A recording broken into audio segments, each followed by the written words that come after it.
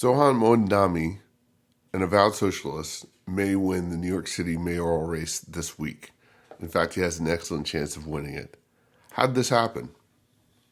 I'm here in New York, about to illegally vote for Zoran Mamdani 6 times. Yeah, 6. Okay, that might be one way. Of course, voter fraud is just a myth. Cuomo. Congressman Mike Lawler, Republican from New York, joins me now. Sir, who gets the blame for a Mondami win? Is it Sliwa for not getting out earlier? Is it the Democrats for not picking better candidates? I personally blame the voters who put a socialist in the mayor's seat in New York. That's who I blame. How about you? Now, Mamdani is not mayor yet, it must be pointed out. And New Yorkers have sent a socialist to the mayoral mansion before. De Blasio raised funds for the Sandinistas, if you can believe it.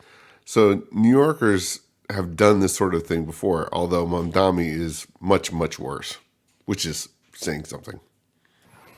Well, look, the Democratic primary was a disaster. It was a Hobson's choice. Zoran Mondani ran a very strong campaign that was grassroots driven, mobilizing young voters.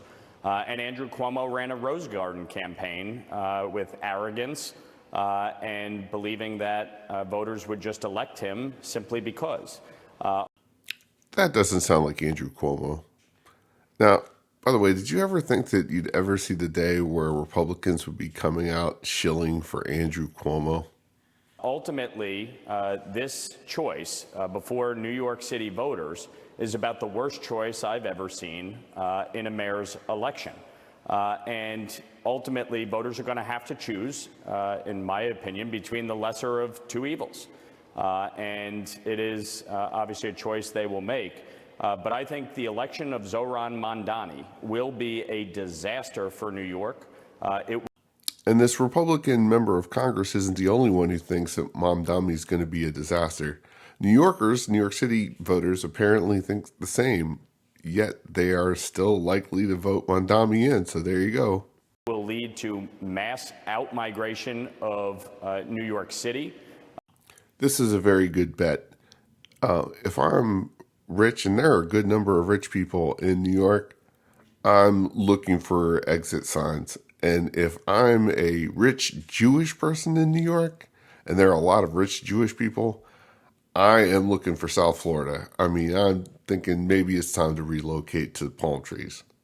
And the state, it will have tremendous impact on tax revenue and jobs. And ultimately, the policies that he is putting forth, including raising taxes by $9 billion, defunding the police, increasing the number of social workers as opposed to police officers, shutting down prisons, legalizing prostitution, free busing, government-run grocery stores. These are Marxist policies that have not. We have to say legalizing prostitution is not a Marxist policy. In fact, in a lot of ways, it's kind of the opposite of Marxist policy and frankly should be legal. Free people should be able to pay for sex. Worked anywhere else in the world. They will not work in New York City. And New Yorkers will rue the day if they elect him. So there's a few days left. People need to get out and vote your conscience, but ultimately recognize that a 34-year-old who's never held a job, who's a trust fund baby espousing Marxist theory.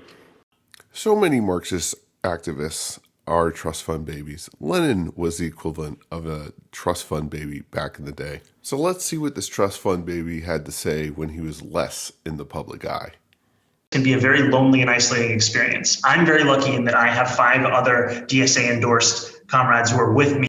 DSA, as in Democratic Socialists of America. And notice that he uses the term comrades.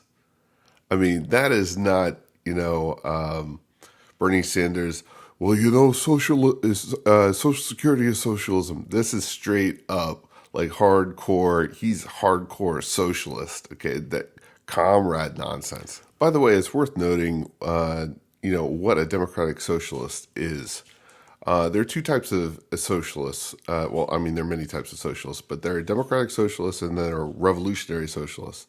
Now, revolutionary socialists believe in taking up arms to create a revolutionary situation, essentially that there needs to be a vanguard of the proletariat, the working class, which then topples the bourgeoisie and the entire power structure and all and so on and so on and so on. It's a bunch of baloney. It's, usually a bunch of trust fund kids who have grandiose visions of the future and they want to make heaven on earth within their lifetime. That's what the Russian Revolution was all about, and that's what a lot of the third world revolutions were all about, the Marxist revolutions. It was a fool's religion. But what's interesting is Mamdani was born after the Cold War, and his dad was a true believer who held on to his Marxist beliefs and raised his son in the religion. And now, he's Mamdani, who doesn't, I guess the Gulag Archipelago means nothing to Mamdani, and failed economies across the world under socialism mean nothing to Mamdani. But I'm getting a little too deep at this moment. Anyway, democratic socialists say that the most efficient way to get to a revolution, a proletarian revolution, is through the ballot box as opposed to a gun. And so Zohan is committed to, apparently, he thinks that the best way to revolution is through the ballot box. So, that makes democratic socialists a little more palatable to a lot of folks who, don't realize that they are a wolf in sheep's clothing.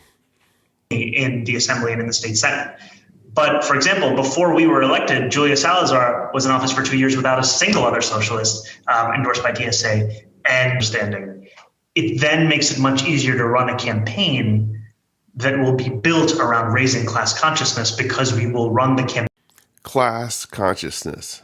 This is the calling card of the Marxists, okay? In the United States, one of the things that really defines us and one of the things that drives Marxists nuts is that we have a tendency we have a tradition of a large middle class. And although, you can make an argument, that there are classes, we don't have classes like we have in Europe. And Mamdani, who spent most of his life, not American, thinks in terms of class and class consciousness. And Marxists believe that you have to raise class consciousness. So in other words, the people who are the proletariat, the working class, they need to develop a revolutionary mindset. And it is the job of people like Mondami, who is smarter than these folks, okay, and better educated and have, who has, access to funds and opportunity, unlike, the peons that he is trying to lead. His job is to raise their consciousness. So, he's trying to help you. Okay. So, keep that in mind. Campaign challenging the current status quo and showcasing it through our critique, how this is an issue of capitalism. Good question. So there are 107 Democrats in the New York State Assembly out of 150 assembly people. And of those 107 Democrats, there are 6 DSA endorsed electeds and 7 DSA members. We have a 7th person who's a DSA member, though she wasn't endorsed by DSA. Her name is Jessica Gonzalez Rojas. We clearly do not have the numbers as they are in this moment to win the radical legislation that we need to bring about. First, the issue is we have tons of socialism in this country, which is interesting that he thinks that this is just this rampant capitalist society, that he as a socialist, he's so far out there that he sees us as a capitalist, probably laissez-faire society, which we're basically in many respects, a socialist society. We are a crony capitalist society. Lots of levers of government involved in every little bit of our lives. But he doesn't see things like that. Second, if you want to talk about radical legislation, radical legislation would be things like abolishing, income taxes, stuff like that. enforcing, property rights. We should be moving in a society, in a world in which technology can potentially free people more and more. It can also enslave people more and more. But in a world in which people can be more free, we should be headed in that direction, not towards socialism. Socialism has been tried. The 20th century is the century of socialism. It is also the century of warfare and statism. And begin to believe that these kinds of results are sufficient. We have to continue to elect more socialists, and we have to ensure that we are unapologetic about our socialism. Now, we had an academic boycott campaign and one of the aspects of that was to fight to stop study abroad at universities in Israel that were complicit in the occupation, many of which through the development of weapons technology for the IDF. Now, by bringing the issue of Israel-Palestine apartheid to Bowdoin.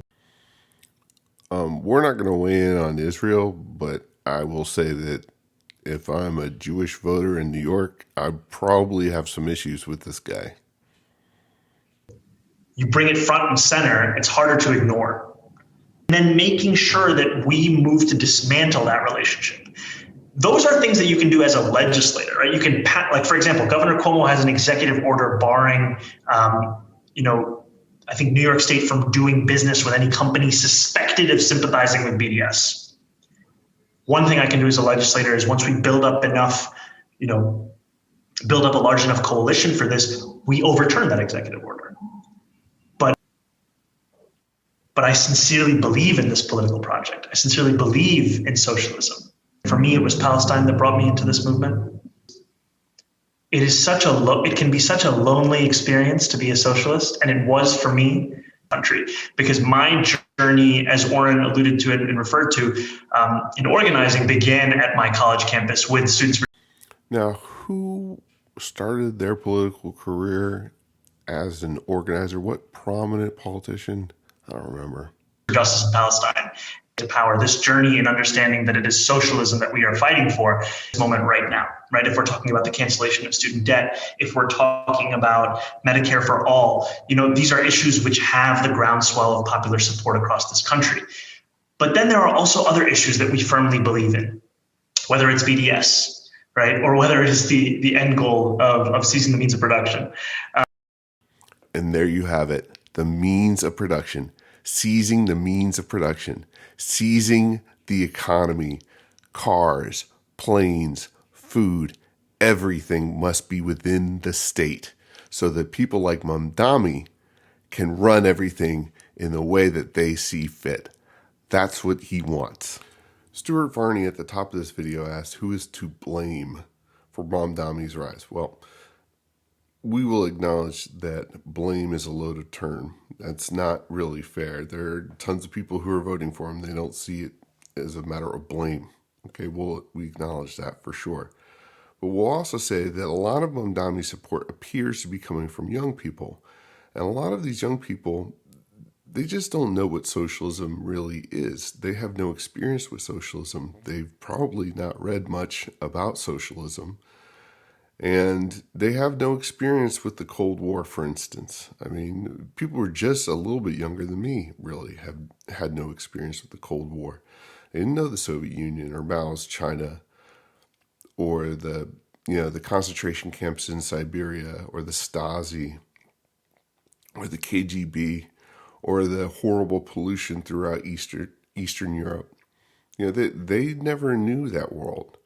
All they see is a capitalist system, which really, as we mentioned before, is kind of a quasi-socialist, crony capitalist system that doesn't seem to be working the way they think society should work.